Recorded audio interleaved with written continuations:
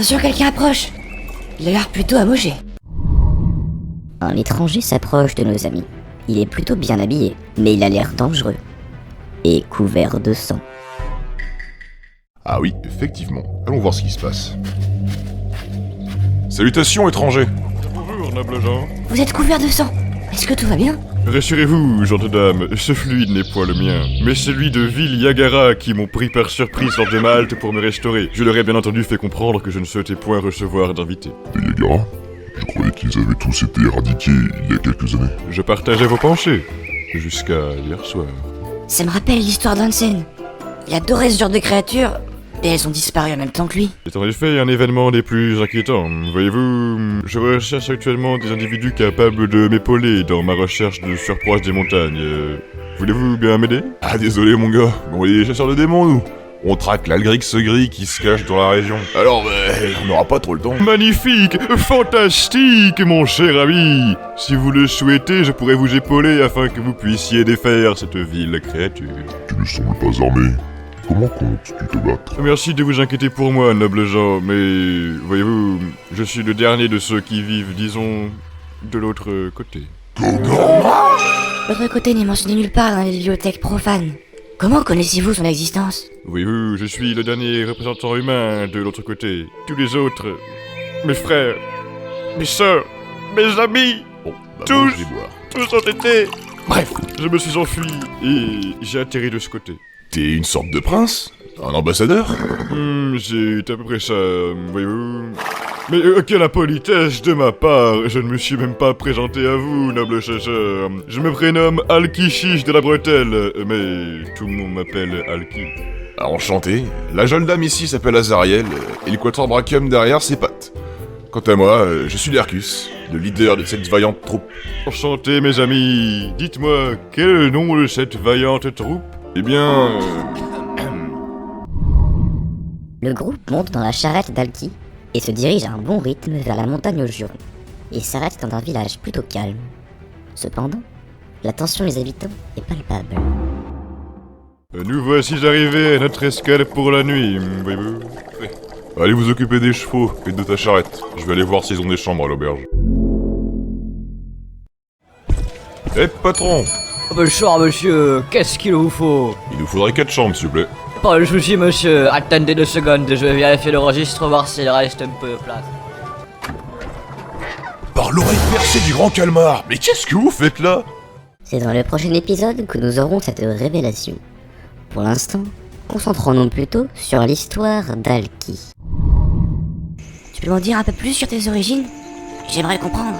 Bien sûr, mais vous, l'autre côté est, disons, différent de votre monde.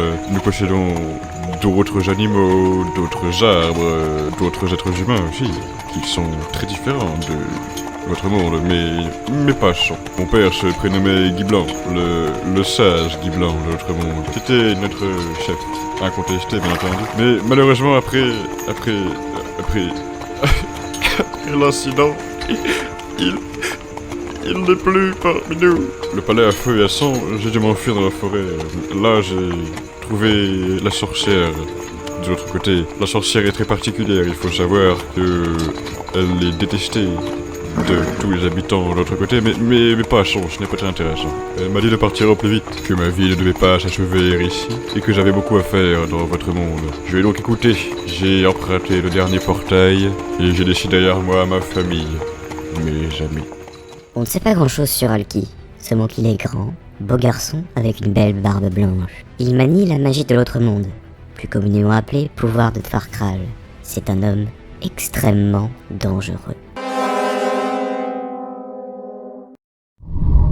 Oh, salutations, chasseur. Je ne m'attendais pas à vous voir ici. Sûrement. Et qu'est-ce que vous faites ici? Je croyais que vous travailliez à l'auberge de la chèvre boiteuse. Eh bien, disons que j'ai été envoyé dans cette ville pour faire affaire. Ah, je vois. Eh bien, bonne chance à vous alors. Qu'est-ce que Ramin peut bien venir foutre ici? J'ai du mal à comprendre. Monsieur, je n'ai pas toute la journée, hein. Vous les prenez ces chambres, oui ou non? On vous les prend.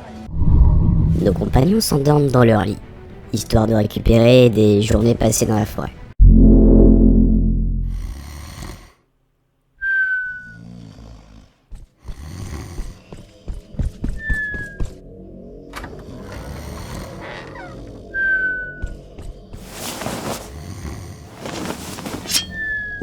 maître, ce soir, ta vie s'achève ici. Qu'est-ce qui se passe? Il est encore tôt. Oh là là.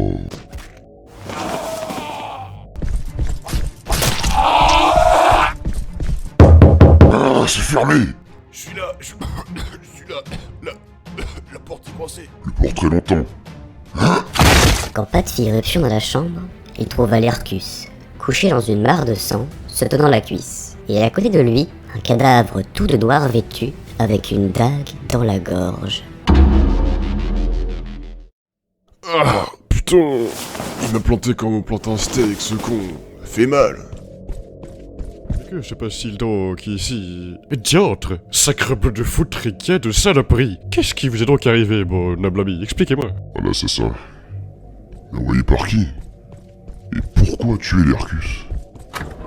J'ai entendu des cris. Personne n'est blessé? Mis à part un couteau dans la cuisse, ça va nickel. Alors ça va pas. Et ça recommence. Mais dites-moi, c'est toujours comme ça? Ouais. Ouais. Toujours. Oh, vous m'écoutez? Je disais qu'il fallait qu'on trouve pourquoi on veut s'en prendre à nous. Lercus, trop énervé pour réfléchir, n'a pas fait le rapprochement entre sa tentative d'assassinat et la présence incongrue de Philippe Ramin.